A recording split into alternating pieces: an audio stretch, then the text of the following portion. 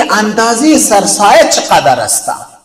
سه قسم ما و شما امو کاتگوری داریم. یک ای که از گندم، دوم جو و سیوم کشمش یا خرما.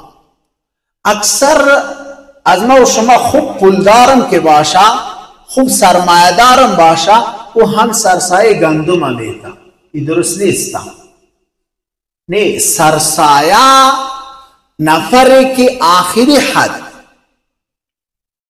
پیسه قناه داره، آخری حد قرار داره، برو سرسایه گندم است که اندازی سرسایه گندم با همی 2 کیلو یا 1 چارک گندم یا قیمتی که در امروز تا به 70 روپه است. 70 روپه گرفته تا به 100 روپه.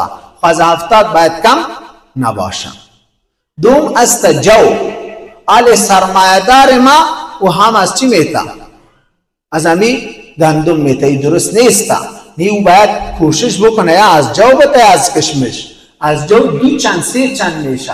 در این وقتا جو مثال 160 روپه. ای باید از جو بتا. و سوم از کشمش و از این چیزا از 600 گرفته تا 700. همه قدر قیمت داره.